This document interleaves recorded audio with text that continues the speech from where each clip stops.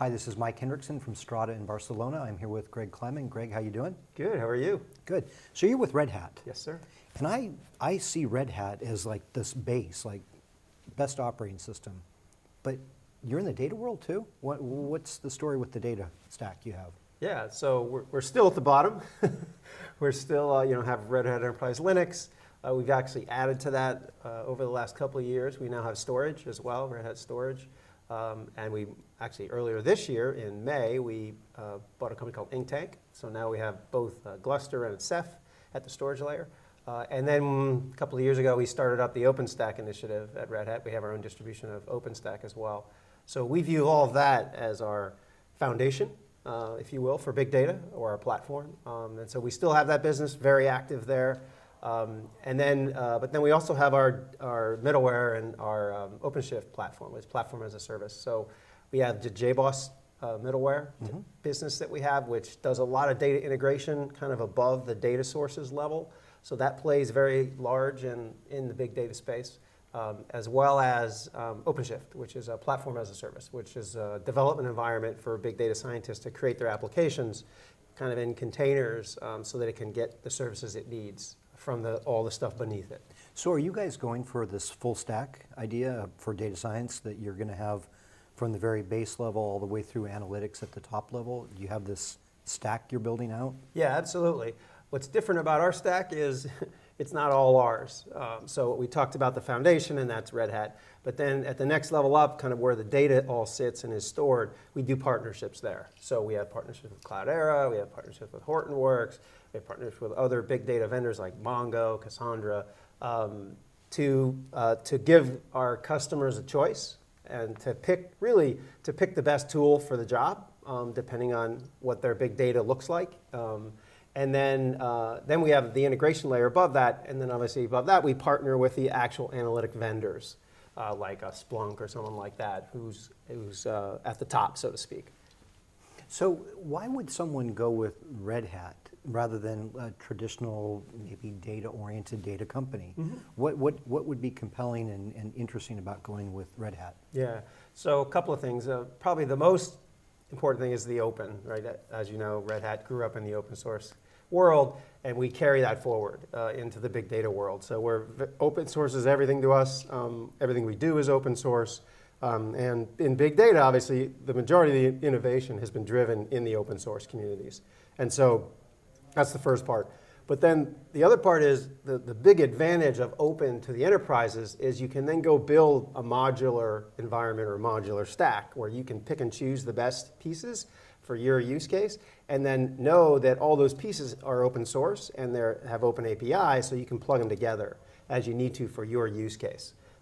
But then we also bring along with that what we've always had, right, which is the enterprise readiness, our business model of kind of taking that upstream code, testing it, and maybe pulling some things out that cause security holes or other things like that, and make it ready for the enterprise, so that they've got a good foundation, enterprise-ready platform.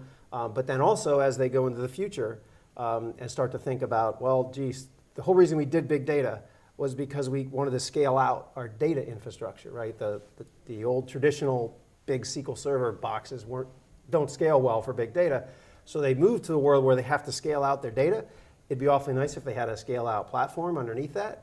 And we also provide that with our cloud infrastructure with Red Hat OpenStack. So the federation of data works really well with what you guys offer. Yeah, when we design for it, right?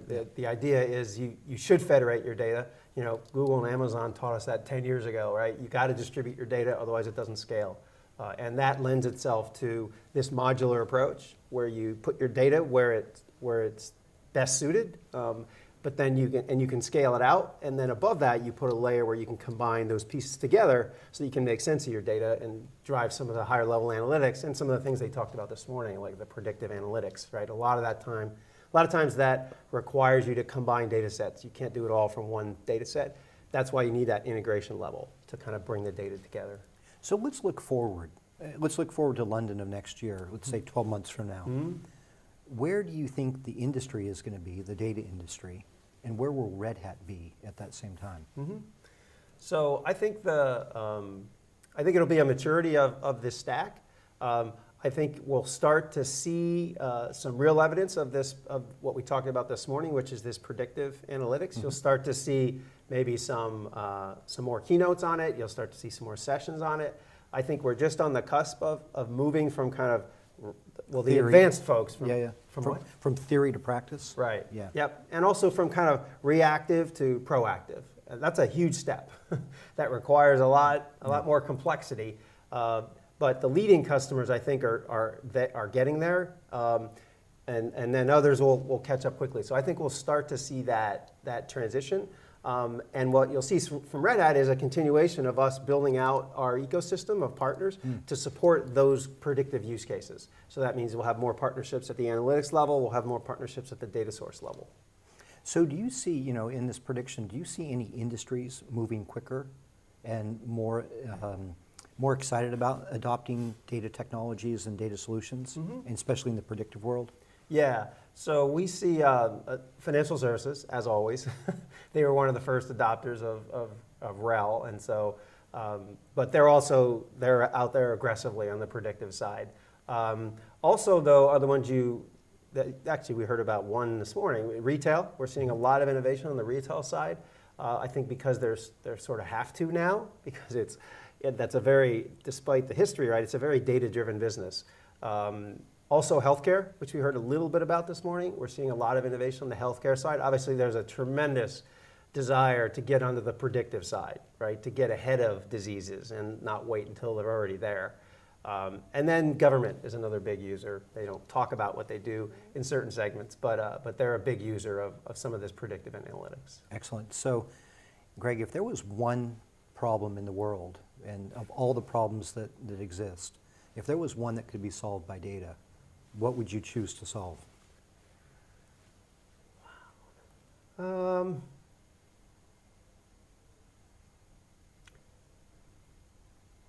I would say, this is sort of big picture-ish, but I think it's kind of what Tim said this morning, right? It's about the people, and it's about allowing the people to get data back and forth and sort of fix a communication problem, if you will, right? There's a big part of the challenges we have between cultures is they don't understand each other. So it would be awfully nice. I mean, we have the technology to fix that problem, right? Yeah. If we can give each side access to the data from the other side so they understand each other better, it could probably help out a lot of global conflicts. Excellent. Greg, we look forward to seeing you in 12 months. Thanks. Thank you.